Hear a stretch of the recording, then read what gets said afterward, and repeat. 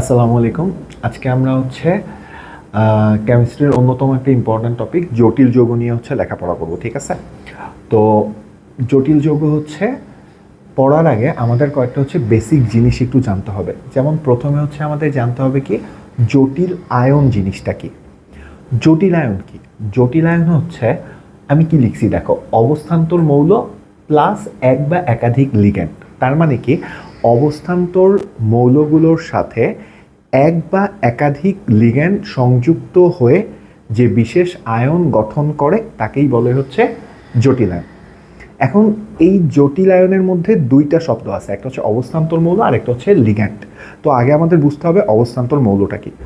অবস্থান্তর মৌল ডি ব্লকভুক্ত সেই সকল আয়ন, আমি আবার বলতেছি ডি ব্লকভুক্ত সেই সকল আয়ন যাদের ডি অরবিটালে 1 থেকে 9টা ইলেকট্রন বিদ্যমান থাকে, তাদেরকে আমরা বলি অবস্থান্তর মৌল। যেমন আমরা যদি চিন্তা করি ফেরাসের কথা, ফেরাস নর্মালি একটা ডি ব্লকভুক্ত মৌল। কেন? কারণ ফেরাসের সর্বশেষ ইলেকট্রনটা ডি অরবিটালে প্রবেশ করে। এখন এই যে ফেরাস, এই ফেরাসের আয়নিত অবস্থা কয়টা? দুইটা, একটা ফেরাস 2+ আর একটা ফেরাস 3+।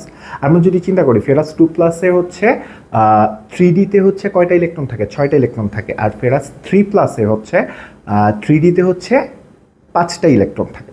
তাহলে এখন দেখো এই যে ফেরাস 2+ অথবা ফেরাস 3+-এর কথা যদি আমরা চিন্তা করি, সেইখানে ডি অরবিটালে 1 থেকে 9 এই রেঞ্জের মধ্যে ইলেকট্রন থাকে। তাহলে ফেরাস একটা অবস্থান্তর মৌল। এইরকম অবস্থান্তর মৌলগুলোর সাথে যখন লিগ্যান্ড সংযুক্ত হয় তখন সেটা জটিল আয়ন গঠন করে। এখন আমরা তো অবস্থান্তর মৌল বুঝলাম, এখন আমাদের বুঝতে হবে লিগ্যান্ড জিনিসটা কি। আমাদের মাথায় রাখতে হবে লিগ্যান্ড আমি কি লিখছি দেখো, জটিল আয়ন গঠনকালে যে সকল পরমাণু বা আয়ন অবস্থান্তর মৌলকে এক বা একাধিক মুক্তজোড় ইলেকট্রন সরবরাহ করে সন্নিবেশ সমযোজী বন্ধন গঠন করে তারাই লিগ্যান্ড। তো আমরা একটা উদাহরণ হিসাবে দেখাইতে পারি একটা জিনিস। যেমন আমরা এই জিনিসটা পরে বুঝবো, কিন্তু আগেই আমি যেহেতু লিগ্যান্ডের টপিকটা আনছি তো একটু সহজে বুঝাই। যেমন এইখানে এই যে সায়ানোস, এইটা একটা লিগ্যান্ড CN-, এটাকে লিগ্যান্ড হিসাবে এটার নাম সায়ানো। তো এই যে সায়ানো, এই সায়ানো কি করতেছে, এই যে ফেরাস 2+ যে আয়নটা, সেই ফেরাস 2+ আয়নটাকে এই যে মুক্তজোড় ইলেকট্রন সরবরাহ করতেছে। এবং এই মুক্তজোড় ইলেকট্রন সরবরাহ করে কি করতেছে, এই যে সন্নিবেশ সমযোজী বন্ধন গঠন করতেছে। তো এই যে লিগ্যান্ড এই সকল আয়ন অথবা এরকম কিছু যৌগ যারা এরকম মুক্তজোড় ইলেকট্রন সরবরাহ করবে এবং করে এরকম সন্নিবেশ সমযোজী বন্ধন গঠন করবে। কার সাথে করবে? অবস্থান্তর মৌলের সাথে। আশা করি আমরা এটা বুঝছি। এখন এই যে লিগ্যান্ড নিয়ে আমাদের আরও কিছু একটু পড়াশোনা করতে হবে, যেহেতু আমরা জটিল আয়ন পড়ব। তো আমাদের একদম যতটুকু বেসিক লাগবে ততটুকুই আমি এখানে লিখেছি এবং এইটুকু নিয়ে আমরা আলোচনা করব। তো প্রথমে কি লিখছি, শক্তিমত্তার উপর ভিত্তি করে লিগ্যান্ড দুই প্রকার। একটা সবল লিগ্যান্ড আর একটা দুর্বল লিগ্যান্ড। সবল লিগ্যান্ড কি? যারা অযুগ্ম ইলেকট্রনকে যুগ্ম করবে।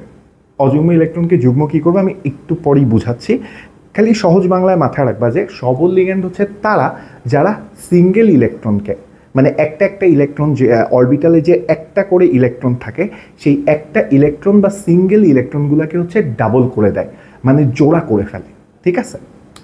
তারাই সবল লিগ্যান্ড। তো সবল লিগ্যান্ডের দুইটা উদাহরণ, একটা সায়ানো। আমরা কি জানি নর্মালি CN-কে আমরা বলি সায়ানাইট, কিন্তু লিগ্যান্ড হিসাবে CN-কে বলা হয় সায়ানো। CO এটা নর্মালি এই যৌগটা কার্বন মনোক্সাইড, কিন্তু লিগ্যান্ড হিসাবে এটাকে আমরা কি বলি? কার্বনিল। ওকে, এখানে একটা ব্যতিক্রম আছে। ব্যতিক্রম কি? NH3, এইটা একটা লিগ্যান্ড। তো এই লিগ্যান্ডটাকে আমরা বলি এটা নর্মালি নাম কি? অ্যামোনিয়া, কিন্তু লিগ্যান্ড হিসেবে এটাকে বলে অ্যামিন। তো অ্যামিন নর্মালি একটা দুর্বল লিগ্যান্ড, কিন্তু এই অ্যামিন শুধুমাত্র একটা মৌলের সাথে সবল লিগ্যান্ড হিসাবে কাজ করে, সেটাকে কোবাল্ট। আমরা এটা একটু মাথায় রাখবো, ঠিক আছে? কারণ এগুলো আমরা যখন জটিল আয়ন পড়বো তখন এই বিষয়গুলো, এই বেসিক জিনিসগুলো কাজে লাগানোর মাধ্যমে আমাদের জটিল আয়ন পড়তে হবে, ঠিক আছে? আচ্ছা, সরি। আচ্ছা, এখন আসো দুর্বল লিগ্যান্ড। দুর্বল লিগ্যান্ড কি? দুর্বল লিগ্যান্ড সেই সকল মৌল বা আয়ন যারা তোমার এইরকম যে ওই অযুগ্ম যে ইলেকট্রনগুলো মানে সিঙ্গেল যে ইলেকট্রনগুলো সেগুলোকে জোড়া করতে পারে না। যেমন হচ্ছে আমরা কি বলছিলাম, সবল লিগ্যান্ড হচ্ছে অযুগ্ম ইলেকট্রন। আমি একটু সহজে একটা উদাহরণ দিয়ে বুঝাই। মনে করো এই যে এখানে আমরা যদি একটু দেখি, এইখানে আমি জাস্ট ধরলাম, মনে করো এখানে হচ্ছে তিনটা অরবিটাল, একটা হচ্ছে px py অ্যান্ড pz। এখানে দেখো এই যে কিছু মনে করো আমি ধরলাম, মনে করো এই px py pz, এই তিনটা অরবিটালে এরকম তিনটা অযুগ্ম বা সিঙ্গেল ইলেকট্রন আছে।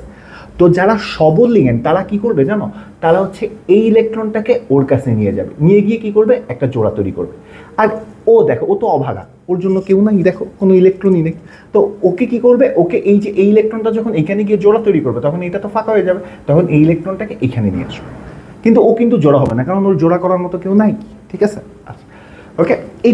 এইটা হচ্ছে সবল লিগ্যান্ডের কাজ। কিন্তু দুর্বল লিগ্যান্ড যদি আসেও, দুর্বল লিগ্যান্ড এই সিঙ্গেল ইলেকট্রনগুলোকে কখনোই কি করতে পারবে না, জোড়া করতে পারবে না। এটি হচ্ছে কথা। ঠিক আছে, আচ্ছা এখন আসো, তাহলে আমাদের সবল লিগ্যান্ডের কাহিনী শেষ, দুর্বল লিগ্যান্ডের কাহিনী শেষ। এরপরও জটিল আয়ন পড়ার জন্য আমাদের আরও দুইটা টার্ম একটু জানতে হবে। একটা হচ্ছে প্যারাম্যাগনেটিক আর একটা হচ্ছে ডায়াম্যাগনেটিক। একদম শর্ট ফর্মে লিখছি আমি। কি লিখছি, যদি ডি অরবিটালে অযুগ্ম ইলেকট্রন থাকে তখন সেগুলো হচ্ছে প্যারাম্যাগনেটিক হবে। আচ্ছা আমরা একটু সামনে এটা দেখবো, কিন্তু আমরা আপাতত একটু মাথায় রাখবো প্যারাম্যাগনেটিক মানে হচ্ছে ডি অরবিটালে অযুগ্ম ইলেকট্রন বা সিঙ্গেল ইলেকট্রন যদি থাকে তখন তাকে প্যারাম্যাগনেটিক আমরা বলবো। ঠিক আছে, আর প্যারাম্যাগনেটিকের মেইন সংজ্ঞাটা কি, যে সকল মৌল বা আয়ন চুম্বক ক্ষেত্র দিয়ে মৃদুভাবে আকর্ষিত হয় তাদেরকে বলে প্যারাম্যাগনেটিক। যা সংজ্ঞাটা একটু মনে রাখবা। দেন হচ্ছে ডায়াম্যাগনেটিক। ডায়াম্যাগনেটিক হচ্ছে যদি ডি অরবিটালে কোনো অযুগ্ম ইলেকট্রন না থাকে তখন আমরা তাদেরকে ডায়াম্যাগনেটিক বলতেছি। ঠিক আছে, আচ্ছা আর ডায়াম্যাগনেটিকের মেইন সংজ্ঞাটা কি, এরা হচ্ছে চুম্বক ক্ষেত্র দিয়ে মৃদুভাবে বিকর্ষিত হয়। ঠিক আছে, এই দুইটা টার্ম আপাতত একটু মাথায় রাখবা, আমরা সামনেই এটা নিয়ে ব্যাখ্যা করতেছি। এখন আসো শোনো, এই যে এতগুলো আমরা যা বললাম এতক্ষণ যাবত, এগুলো যা বললাম সেগুলো সবই ছিল আমাদের জটিল আয়ন। পরীক্ষায় মেনলি 3-4 জটিল আয়নের গঠন ব্যাখ্যা করতে বলে। তো ওই গঠনটা তুমি যদি ব্যাখ্যা করতে চাও তোমার বেসিক এই আইডিয়াগুলো একটু লাগবে, একদম বেসিক এই কয়টা লাগবেই। তো এখন আসো আমরা একটা উদাহরণ দেখি। দেখো যেমন FeCN6 4-, তোমাকে পরীক্ষা এরকম দিবে, এরকম একটা জটিল আয়ন দিয়ে বলবে এটার গঠনটা হচ্ছে তুমি ব্যাখ্যা করো। ঠিক আছে, আচ্ছা তো এখন দেখো এইটার গঠন আমরা যখন ব্যাখ্যা করব তখন আমরা কিভাবে গঠনটা ব্যাখ্যা করব। ঠিক আছে, আচ্ছা প্রথমে আমরা হচ্ছে এই যে জটিল আয়নটা সেটার কেন্দ্রীয় পরমাণুর জারণ মান বের করব। এখন আমার কোশ্চেন হচ্ছে আমি কিভাবে চিনব এই জটিল আয়নের মধ্যে কেন্দ্রীয় পরমাণুকে।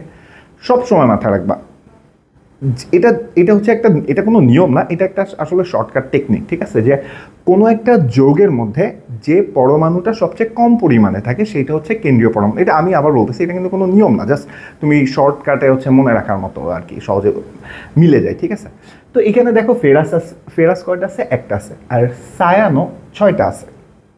তার মানে এখানে ফেরাস কি সবচেয়ে কম আছে, যেটা সবচেয়ে কম থাকবে সেটাই হচ্ছে লিগ্যান্ড। তার মানে এখানে লিগ্যান্ড সরি যেটা সবচেয়ে কম থাকবে সেটা হবে কি কেন্দ্রীয় পরমাণু। তাহলে এখানে সবচেয়ে কম আছে ফেরাস, তাহলে কেন্দ্রীয় পরমাণু হচ্ছে ফেরাস।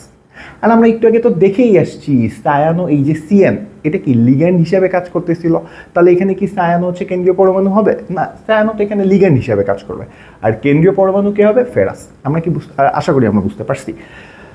ওকে, তারপর আমরা এখন কি করলাম, তারপর হচ্ছে একদম নর্মাল নিয়ম, আমরা FeCN6 4- জারণ মান বের করছি। এই যে দেখো আমি সাইডে হচ্ছে জারণ মানটা বের করছি। এখানে ফেরাসের জারণ সংখ্যাকে আমি হচ্ছে x ধরে নিচ্ছি। সায়ানো এটার চার্জ নর্মালি -1 হয়, আর এখানে সায়ানো আছে 6টা, তার মানে -1 × 6, আর এটার ওভারঅল চার্জ হচ্ছে -4, তাই -4 লেখা হয়েছে। দেন এখান থেকে আমরা x এর হচ্ছে ভ্যালুটা বের করছি, x হচ্ছে +2 আসছে, তার মানে এখানে ফেরাসের জারণ মান হচ্ছে +2। ওকে ঠিক আছে, তো আমি একটা কাজ আমাদের শেষ। প্রথম কথা, তাহলে আমাদের যদি জটিল আয়ন ব্যাখ্যা করতে বলে তখন আমরা প্রথমে হচ্ছে কেন্দ্রীয় পরমাণুর এইভাবে করে প্রথমে চার্জের মানটা বা জারণ মানটা হচ্ছে আমরা বের করে নিব। ঠিক আছে, আচ্ছা এখন দেখো ফেরাস 26, তো এটার নর্মাল ইলেকট্রন বিন্যাস করছি আমরা এখানে আর্গন 3d6 4s2 4p0। 4pটা আমি কেন নিছি সেটা একটা কারণ আছে, কারণ হচ্ছে এটা আমার এই যে এখানে আমি যখন জটিল আয়নের গঠনটা ব্যাখ্যা করব তখন কাজে লাগবে, ঠিক আছে। কেন নিয়েছি তাও একটু বলি। কারণ দেখো ফেরাসের ক্ষেত্রে কিন্তু এইটা ইলেকট্রন হচ্ছে চতুর্থ শক্তি স্তরে চলে গেছে, তাই না? তাহলে আমরা কিন্তু জানি চতুর্থ শক্তি স্তরে এস, পি, ডি, এফ সবগুলো উপশক্তি স্তরই থাকে, কিন্তু হচ্ছে এইখানে কথা হচ্ছে ইলেকট্রন শুধু 4s এ গেছে আর কি, ঠিক আছে। কিন্তু বাকি যে অরবিটালগুলো আছে যেমন হচ্ছে 4p, 4d, 4f সেগুলোও কিন্তু আছে, কিন্তু সেগুলো কি অবস্থায় আছে? খালি অবস্থায় আছে, মানে ফাঁকা অবস্থায় আছে। আমি চাইলে এখানে হচ্ছে 4p নিতেই পারি, ঠিক আছে, বা এখানে 4p0 এইভাবে করে লিখতে পারি, অথবা 4d0 লিখতে পারি, 4f0 লিখতে পারি। কিন্তু আমি শুধু 4p0 কেন লিখছি? কারণ এখানে আমার এটার সংকরণ ব্যাখ্যা করতে শুধু 4p0 হলেই হবে, ঠিক আছে। এখন তোমরা বুঝবা কিভাবে যে কতটুকু হচ্ছে মানে কি পর্যন্ত, কতটুকু পর্যন্ত নিতে হবে, 4p পর্যন্ত নিব না 4d পর্যন্ত নিব, এটা হচ্ছে প্র্যাকটিসের ব্যাপার, ঠিক আছে। এখানে হচ্ছে অনেকগুলো জটিল যোগের সংকরণ আছে, এগুলো বারবার প্র্যাকটিস করতে হবে, প্র্যাকটিস করলে আমরা বুঝতে পারবো, ঠিক আছে, যে কতটুকু নিতে হবে, ঠিক আছে। আচ্ছা, এখন আসলে মেইন কথায় আসি। তো এখানে কি হলো, দেন হচ্ছে আমরা এখানে ফেরাস 2+ ইলেকট্রন বিন্যাস করছি। 2+ জন্য এই যে 4s থেকে 2টা ইলেকট্রন চলে গেছে। দেন হচ্ছে আমি কি করছি, এখানে ডিটাকে হচ্ছে এরকম অরবিটাল, এইরকম হচ্ছে অরবিটাল, ওই যে হুন্ডের নীতি অনুযায়ী যে অরবিটাল আমরা বক্স করে দেখাই সেভাবে বক্স করে দেখানো হয়েছে। অ্যান্ড হচ্ছে 4s খালি, 4p-তে হচ্ছে 3টা অরবিটাল খালি অবস্থায় আছে। এখানে 6টা ইলেকট্রন ছিল, 6টা ইলেকট্রন বসানো হয়েছে, ঠিক আছে। আচ্ছা, এখন দেখো ওই যে বলছিলাম যে সবল লিগ্যান্ড কি করতে পারে, সবল লিগ্যান্ড হচ্ছে সিঙ্গেলকে ডাবল বানায় দিতে পারে, মানে ঘটকের মতো কাজ করে, সিঙ্গেল মানুষকে জোড়া করে ফেলছে, ওকে। যেমন দেখো এই যে দেখো এখানে 3D-তে এইটা একটা সিঙ্গেল ইলেকট্রন, এইটা একটা সিঙ্গেল ইলেকট্রন, এইটা, তার মানে 4টা সিঙ্গেল ইলেকট্রন আছে। তো আমরা কি জানি, সায়ানো, এই যে এখানে লেখা ছিল সায়ানো কি সবল লিগ্যান্ড হিসাবে কাজ করে। যেহেতু সায়ানো সবল লিগ্যান্ড হিসাবে কাজ করে, তার মানে ও এই যে সিঙ্গেল ইলেকট্রনগুলো এগুলাকে জোড়া করে ফেলবে। কিভাবে?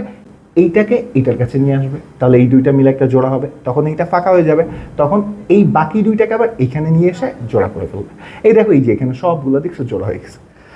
পরবর্তীতে এরকম যখন জোড়া হয়ে গেল তখন কিন্তু এই দুইটা অরবিটাল হচ্ছে ফাঁকা ছিল।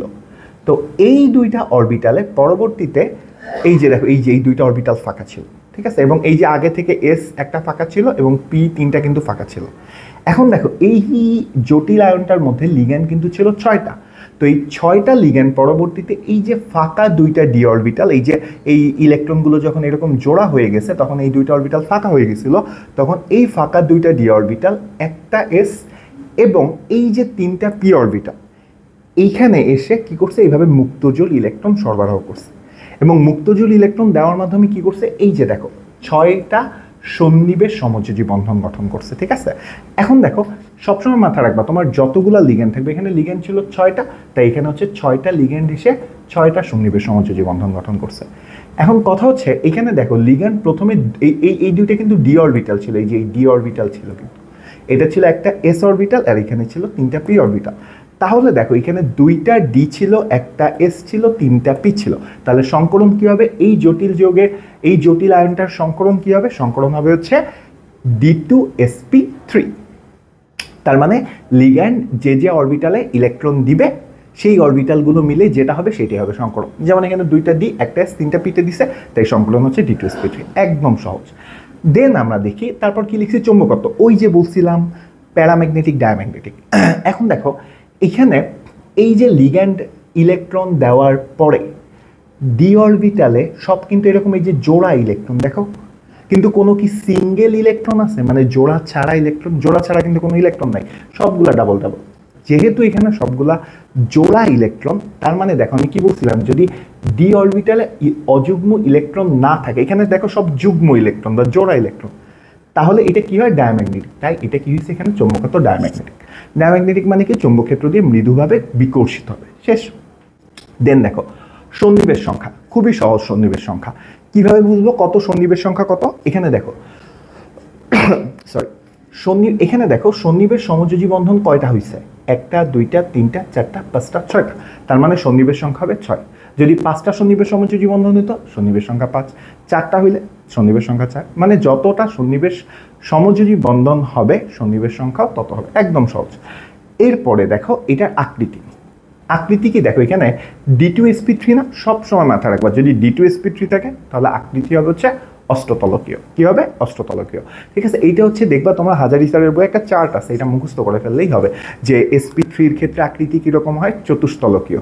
sp2-তে সমতলীয় ত্রিভুজাকার। ঠিক আছে, sp-তে হচ্ছে সরলরৈখিক, sp2d হচ্ছে সমতলীয় বর্গাকার। এরকম করে একটা চার্ট আছে, এটা মুখস্থ করে ফেলবা। ঠিক আছে, তো ওইখান থেকে আমি লিখছি d2sp3 হচ্ছে অষ্টতলকীয়। ঠিক আছে, আচ্ছা, তো তোমার যদি জটিল যোগের সংকরণ আসে অবশ্যই তোমার এই 4টা পয়েন্ট 100% লিখতে হবে।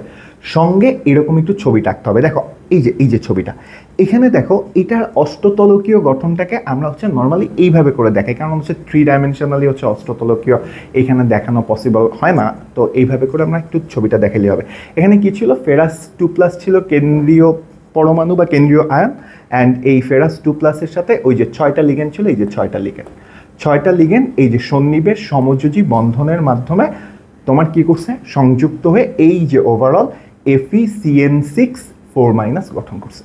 তো এই ছিল আমাদের আজকের মতো পড়াশোনা। তো আশা করি তোমরা বুঝতে পারছো, এবং হচ্ছে যদি কোনো প্রবলেম থাকে আমাকে কমেন্টসে জানাবা, কোনোই প্রবলেম নাই। আর হচ্ছে আরও কিছু জটিল আয়ন আছে, সেগুলোর ব্যাখ্যাগুলো একটু পড়তে হবে। ঠিক আছে, আমি জাস্ট একটা হচ্ছে দেখিয়ে দিলাম। ওকে।